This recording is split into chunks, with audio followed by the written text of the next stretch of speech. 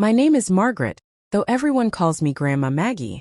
I am 72 years old, and I have seen enough storms in my life to fill 100 books. But nothing, absolutely nothing, prepared me for the day I discovered that my daughter-in-law, the woman I welcomed into my family like my very own child, had fooled us all with a fake pregnancy. That lie did not only break my son's heart, it shook the very foundation of my family. I remember the moment as if it happened just yesterday. We were in my living room. The house smelled of stew I had left simmering on the stove, and the afternoon light stretched across the old carpet like long fingers. My son, Daniel, sat on the couch, his head bowed so low that his chin nearly touched his chest. His wife, Emily, stood near the window, her arms crossed tight against her body.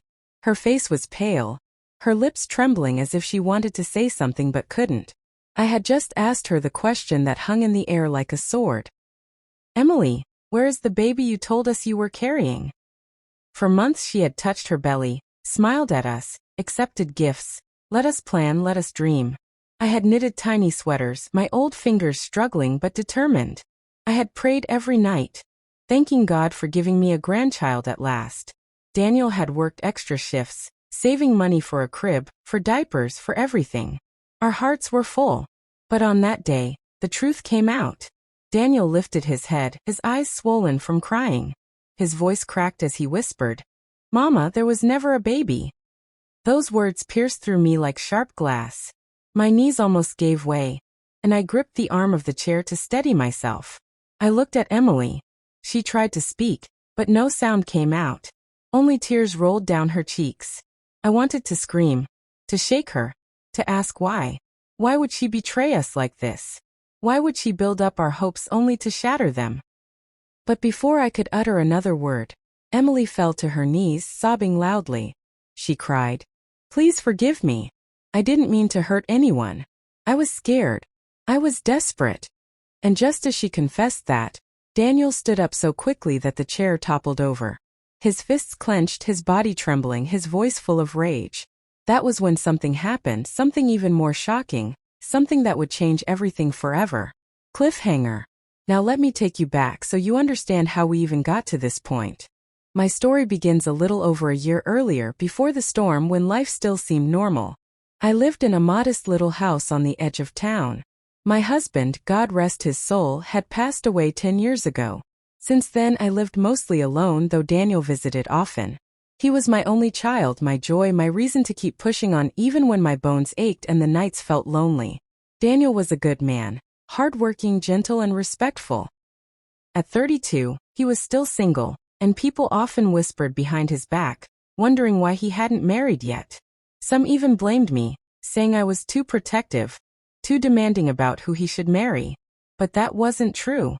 I only wanted him to find someone who loved him sincerely. Then came Emily. She was a quiet young woman with soft brown hair and big eyes that always seemed to hold secrets. The first time Daniel brought her home, she greeted me with such sweetness that my heart melted. She called me Mama on the very first day, and I admit, I was touched. "Emily, you're welcome," I told her. "This is a humble home, but it's yours too." She smiled, holding Daniel's hand tightly. "Thank you, Mama. I feel at home already." In the months that followed, she visited often, helping me cook, asking me questions about Daniel's childhood, even sitting with me in the evenings when my knees hurt too much to move around. I began to believe God had finally answered my prayers. So when Daniel told me he wanted to marry her, I didn't hesitate. I gave my blessing. Their wedding was small but beautiful. I wore a lavender dress, and I cried through most of the ceremony. My son looked so happy, and Emily glowed like a princess. As I watched them exchange vows, I whispered to myself, "At last, my family is complete." For a while, everything seemed perfect. They settled into married life, and though they struggled financially, they stood by each other. I thought Emily was exactly what Daniel needed. Then, one Sunday evening, Daniel came to me with the biggest smile I had seen in years. "Mama," he said, his voice trembling with excitement. "Emily is pregnant." I almost dropped the spoon in my hand. My heart raced, my eyes filled with tears. "Pregnant? Are you sure?" He nodded eagerly. "Yes, Mama. We went to the clinic." The doctor confirmed it. I remember clutching his hands, laughing and crying at the same time. Oh Daniel, thank you Jesus. At last, I will hold my grandchild before I leave this world. When Emily came over, I hugged her so tightly she could barely breathe. Thank you, my daughter. You have made me the happiest woman alive. She smiled shyly, placing a hand on her belly. We're all happy, Mama. From that day forward, my life revolved around the unborn child. I began knitting again, though my fingers were stiff. I bought fabric to sew tiny clothes. I even rearranged the guest room in my house, telling everyone, this will be the baby's room when they visit. Neighbors congratulated me. Church members prayed for a safe delivery. Daniel worked tirelessly, saving money, while Emily often rubbed her belly and smiled as if she felt the baby moving inside. But slowly little things began to feel strange. One afternoon, I noticed Emily pushing her stomach out slightly when people were around. When she thought no one was watching, she relaxed, and her belly seemed flat again. At first, I told myself I was imagining things. Another time, I asked her about the hospital checkups, but she always gave vague answers. Oh, the doctor said everything is fine, she'd say quickly, then change the subject. My suspicion grew, but I buried it deep. I didn't want to believe anything bad. I didn't want to break Daniel's heart. The months passed. Emily claimed she was due in just a few weeks, yet her body didn't look like that of a woman close to delivery.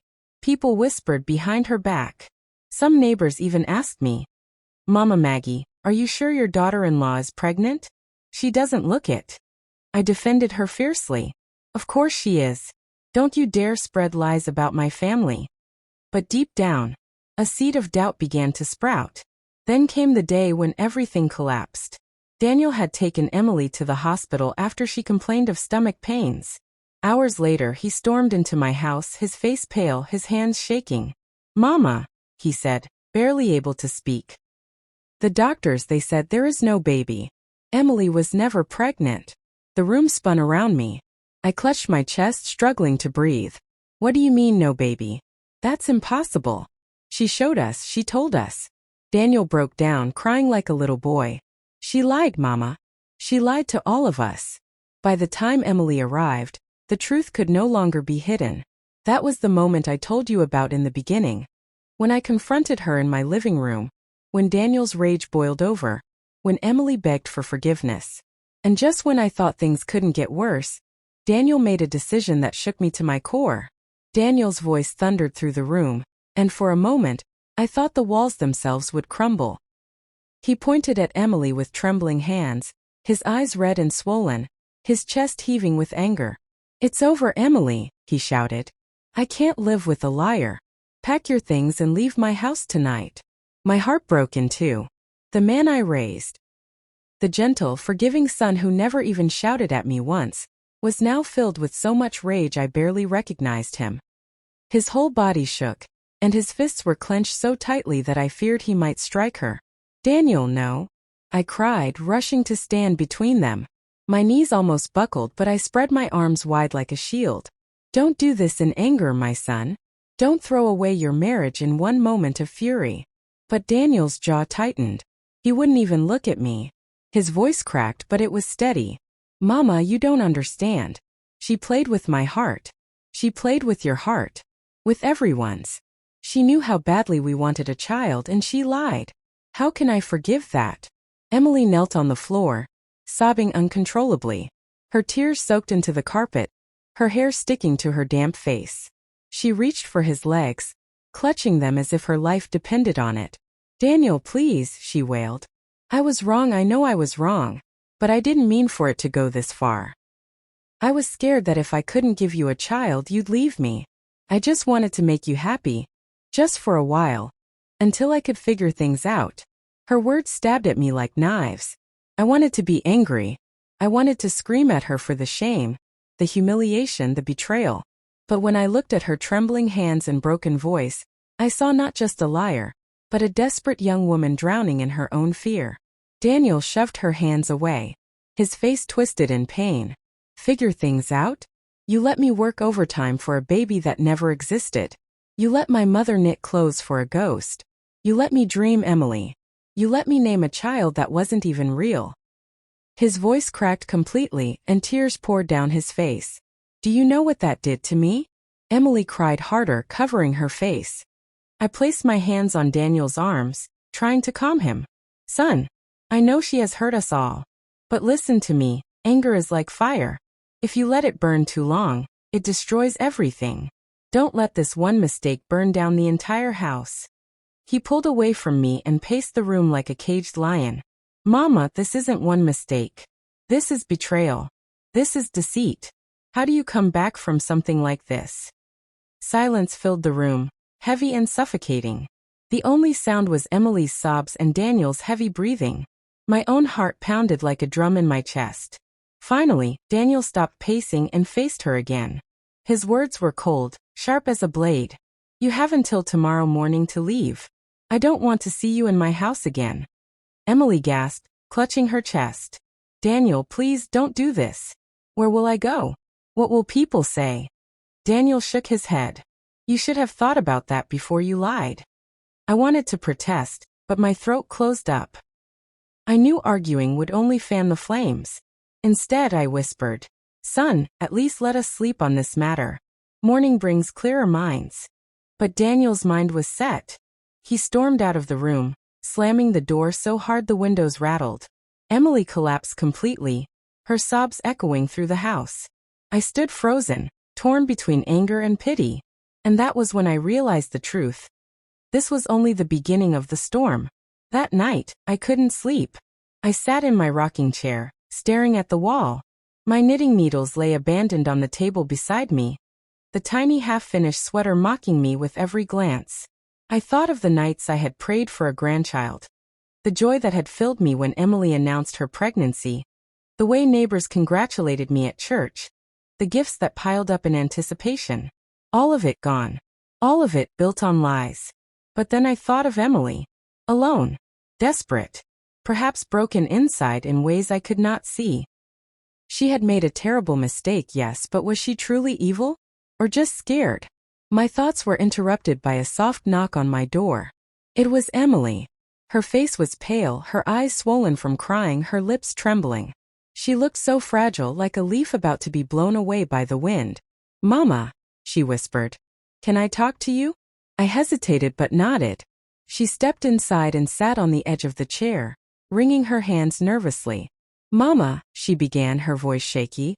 I know you hate me right now. And you should. What I did was wrong, terribly wrong. But I swear to you, I didn't do it out of wickedness. I did it because I was afraid. I folded my arms, watching her carefully. Afraid of what? She looked down, her tears dripping onto her lap. Afraid of losing Daniel. You know how much he wants a family. Everyone talks about it.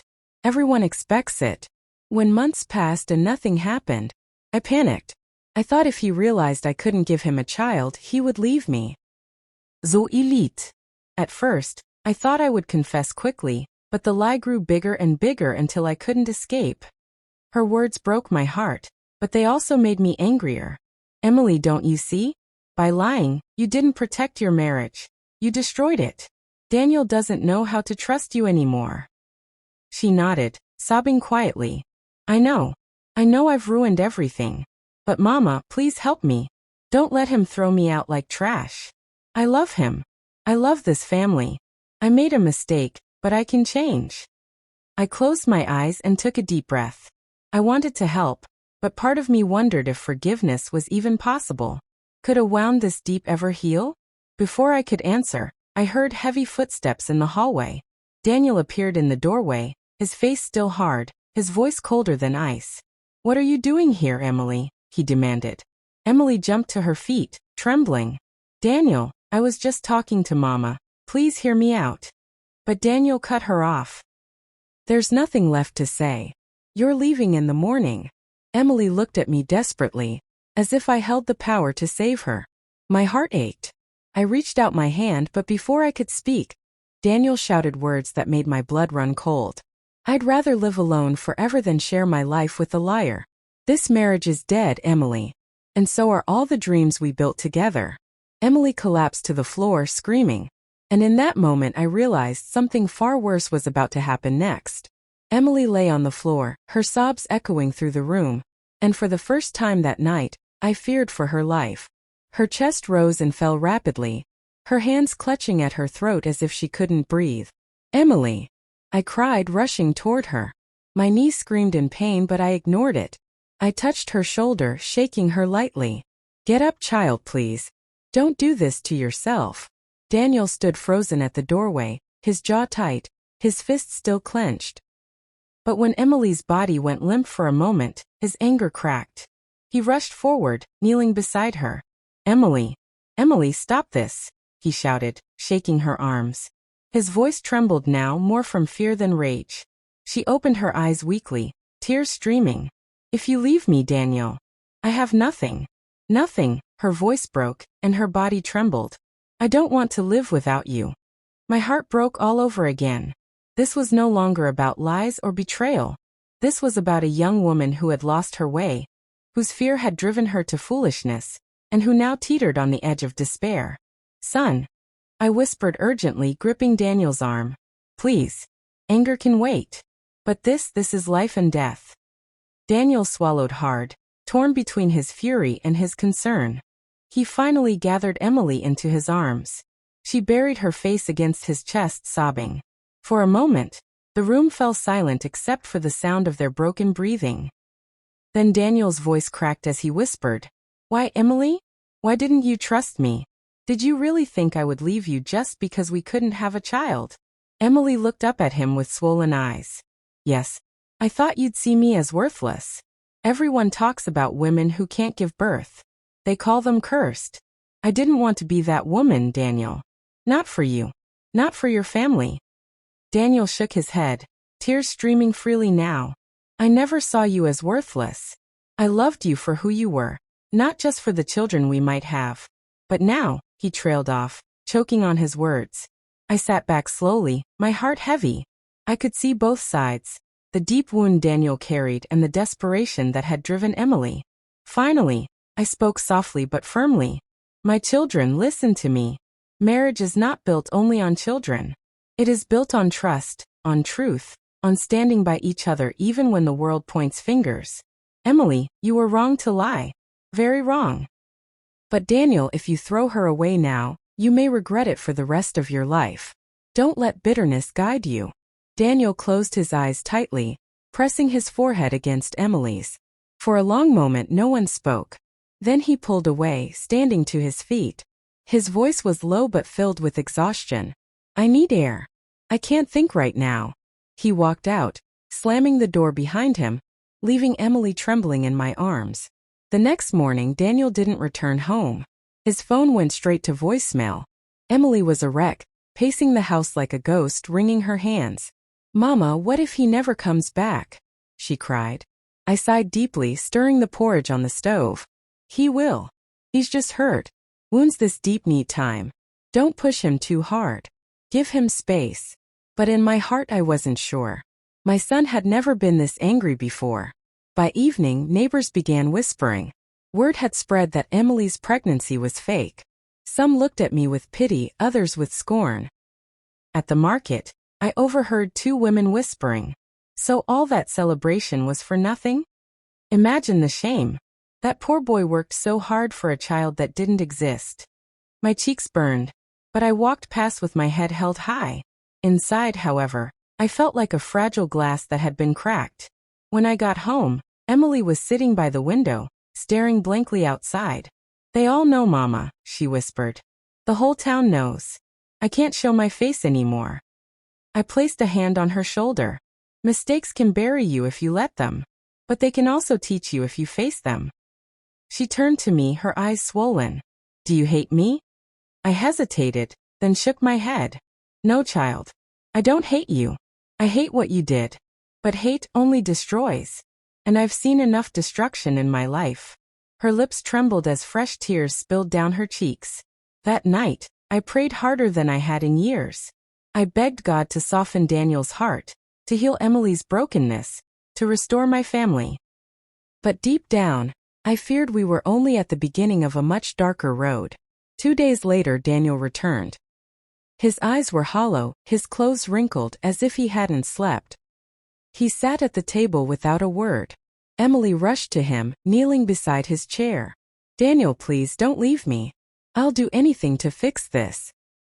He looked at her with weary eyes. I don't know if it can be fixed. Tears rolled down her face as she clutched his hand. Please, give me a chance. I'll prove to you that I can change. I'll go to counseling. I'll do anything. Just don't end us. Silence stretched between them. I held my breath, waiting. Finally, Daniel spoke, his voice low and heavy. One chance, Emily. Just one. But if you ever lie to me again, it's over. Emily nodded desperately, kissing his hand. I promise. No more lies. I felt a wave of relief wash over me, but it was fragile, like walking on thin ice. I thought perhaps, just perhaps, we might begin to heal. But little did I know, another storm was already brewing. And this one would tear open secrets far darker than the fake pregnancy. For a few weeks, the house was quiet, too quiet.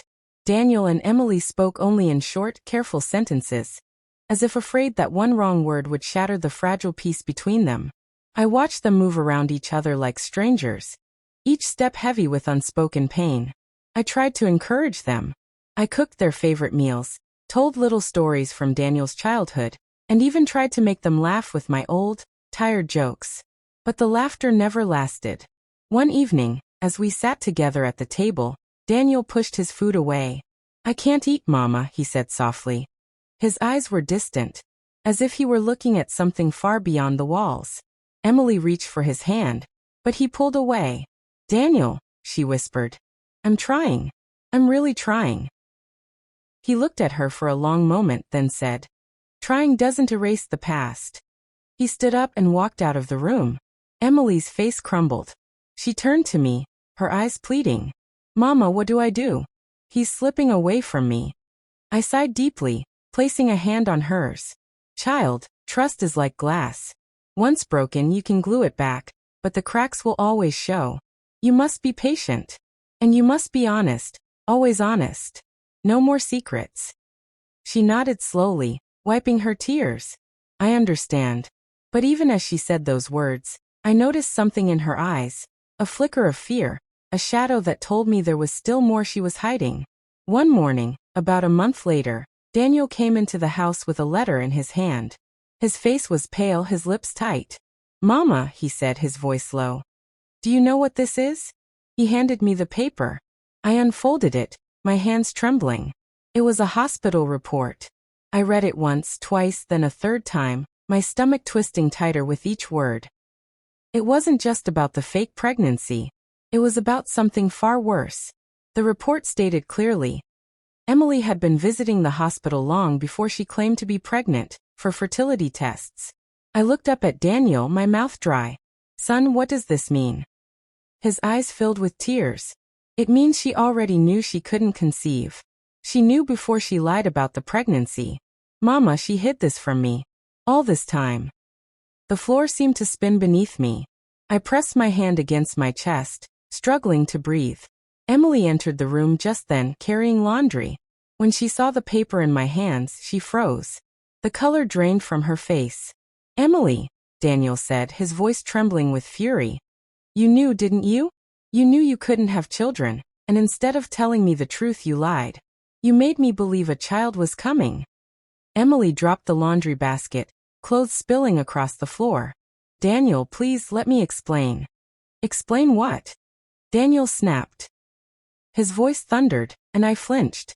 Explain how you let me break my back working overtime for a baby that never existed? Explain how you watched Mama knit clothes for a child you knew would never come? Explain how you let me dream of a family while hiding this from me. Emily fell to her knees, sobbing. I was ashamed. I thought if you found out, you'd leave me. I thought if I pretended long enough, maybe something would change. Maybe God would perform a miracle. Daniel's fists shook at his sides. His face was twisted with pain and betrayal. No, Emily. You didn't trust me enough to tell me the truth. You chose lies over honesty. You've been lying since the day we married. I stepped forward, placing a trembling hand on his arm. Son, please, don't say words you cannot take back. Let her speak. But Daniel pulled away. His voice cracked as he shouted. No, Mama. She's taken enough from me. She's taken enough from us. He stormed out of the house, slamming the door so hard that the frame shook. Emily buried her face in her hands, sobbing uncontrollably. Mama, I didn't want this. I didn't mean to hurt him. I just wanted him to love me. I thought if I told him he would leave. Please believe me, I never wanted it to end like this. My chest tightened with sorrow. I sat beside her, stroking her hair like she was a child. Emily, listen to me. Love built on lies cannot stand. You must face the truth, no matter how painful. If Daniel cannot accept it, then you must let him go. She looked up at me, her eyes red and swollen. But Mama, what if I can't live without him? Her words chilled me to the bone. That night, I prayed again, harder than ever. I begged God for mercy, for healing, for light in the darkness that had swallowed my family. But when morning came, things grew worse. Much worse. Because Daniel didn't return home that night. And when we tried to call him the next day, there was no answer. His friends hadn't seen him. His workplace said he hadn't shown up. And just like that, my son was missing. The morning Daniel went missing was the darkest dawn of my life, since the day my husband died. The air felt heavy, the house eerily quiet. I sat by the window, clutching my rosary, my hands trembling as I whispered prayers over and over. Emily paced the living room like a trapped bird, wringing her hands. Mama, where could he have gone? What if something happened to him? What if? Stop, child. I cut her off, though my own fear was just as sharp. Don't let your mind run wild. We must think clearly. But the truth was, my heart was pounding with dread. Daniel wasn't the type to disappear. Even in his darkest moods, he would always tell me where he was going. For him to vanish without a word? It wasn't like him at all. We called his phone again and again, nothing but voicemail. We checked with his workplace. They hadn't seen him. We called his closest friends. None of them knew where he was. By evening, my hands could no longer hold still. I went to the police station, dragging Emily along. My son is missing. I told the officer on duty, my voice breaking. Please, you must help me find him. The officer frowned, scribbling in his notebook. When was the last time you saw him? Yesterday morning, I said. He walked out of the house after an argument with his wife. The officer raised an eyebrow. Marital problems? Emily looked down in shame, her hands twisting the hem of her blouse. Yes, I admitted softly. But he would never just vanish. Please, you must take this seriously. The officer sighed. We'll file a missing person report, but often in these cases, the husband just needs space. Give it a day or two. I wanted to scream. A day or two. My son could be lying in a ditch somewhere, and they're telling me to wait. But my voice caught in my throat. We returned home, broken and exhausted. That night, I sat in my rocking chair, staring at the door, hoping Daniel would walk through it at any moment. But the hours dragged on and he never came. The following morning, neighbors began to whisper again. Word of Daniel's disappearance spread like wildfire. Did you hear? Daniel is gone. They say his wife lied about being pregnant. Maybe he couldn't handle the shame. Poor Mama Maggie. First the fake grandchild, now her son missing. Their words stabbed me, but I lifted my chin and kept walking. I refused to let them see me break. Emily, however, could not bear it. She stayed indoors, refusing to step outside. I often found her sitting on the floor by the door, staring at Daniel's shoes as if they might start moving on their own. One evening, I found her clutching one of his shirts, rocking back and forth, whispering his name. Daniel, please come back, please. I knelt beside her, gently pulling the shirt from her hands. Child, you must be strong. If you fall apart, how can we find him? She looked up at me with red, swollen eyes. Mama, what if he left for good? What if I destroyed him so badly he doesn't want us anymore? Her words were like daggers. I wanted to comfort her, but a part of me wondered the same thing. 2 days later, a knock came at the door. My heart leapt. I thought it was Daniel. But when I opened it, 2 police officers stood there. Mrs. Margaret? One asked. Yes, I whispered, my throat dry. We found something. We need you to come with us. Emily rushed to my side, clutching my arm. Is it Daniel? Did you find him? The officer's face gave nothing away. Please just come. My knees shook as I followed them, Emily at my side. We drove in silence until we reached the edge of town, near the old riverbank. There, lying on the muddy ground near the water, was a jacket. Daniel's jacket. I gasped, clutching my chest. That's my son's. Emily screamed, falling to her knees. No. No, please God, no. The officer picked it up carefully. We haven't found him yet, but this was here. We're widening the search. My legs gave out and I collapsed onto the damp earth. Tears blurred my vision as I whispered, "Oh Lord, please don't take my son from me." Emily sobbed uncontrollably, her cries echoing across the water. And in that moment, as the river flowed dark and restless, a terrible thought struck me. What if Daniel had given up completely? What if, in his despair, he had done the unthinkable? I never thought my old heart could survive such storms. My son's disappearance broke me in ways I cannot explain. For days, we lived in fear, clinging to hope, searching every corner, praying at every altar. The police scoured the riverbank, neighbors whispered, and each night I asked God the same question. Will I ever see my child again? Then one morning, just as the sun stretched its golden fingers across the horizon, the phone rang. My hands shook as I answered. "Mrs. Margaret?" A calm voice said. "We've found him." I nearly collapsed. Found him? Is he alive? Yes, he's alive. Tears poured down my face. Emily dropped to the floor, weeping with relief. When we reached the small clinic on the outskirts of town, I saw him, my Daniel. He looked thin, weak, and broken but alive. His eyes filled with tears when he saw me. "Mama," he whispered as I embraced him. I held him as if I would never let go. "My son, why? Why would you do this to me?" He lowered his head. "I was ashamed, Mama. I felt like my life was crumbling. I didn't know how to face anyone. I thought, maybe it would be easier if I just disappeared." My heart ached, but I cupped his face in my hands. "Daniel, nothing in this world is easier than facing your truth. Running only multiplies the pain. I would rather live with your brokenness than live without you." He broke down, sobbing like a child. Emily stood a few feet away, trembling. "Daniel," she whispered. He looked at her, his eyes full of pain. "Emily, you broke me. But when I was lying there, thinking of ending everything, all I could see was your face and Mama's. And I realized, I don't want to end. I don't want to throw my life away." Emily covered her face with her hands, crying.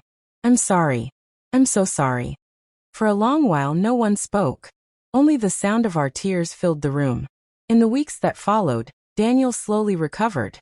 He moved back home, though things between him and Emily were still strained. They attended counseling together. They fought, they cried, but they also began to rebuild, brick by fragile brick. One afternoon, Daniel sat beside me on the porch. His voice was quiet. "Mama, I don't know if Emily and I will ever have children, but I've realized something. Family isn't only about children. It's about love, about standing together through the fire. If we survive this storm, maybe we'll be stronger than ever." I smiled weakly, patting his hand. "Yes, my son. Sometimes God breaks us, not to destroy us, but to rebuild us into something stronger." Emily joined us, sitting at Daniel's other side. She reached for his hand, and for the first time in months he didn't pull away. Now, as I sit here in my rocking chair, telling you this story, I know one thing for sure. The fake pregnancy shattered us. It tore apart trust, broke hearts, and nearly cost me my son. But it also transformed us. It forced us to face truths we had hidden. It taught us that love cannot survive on lies. It showed us that even the deepest wounds can begin to heal if we choose honesty, patience, and forgiveness. My family is not perfect. The cracks are still there, but we are learning to live with them, like scars that remind us of battles we have survived. And the lesson, my dear children, is this: never build love on lies. Lies may give you comfort for a season, but the truth always comes out. And when it does, it can destroy everything you hold dear. If you love someone, trust them with your truth, no matter how painful. Because real love, true love, will never run from the truth.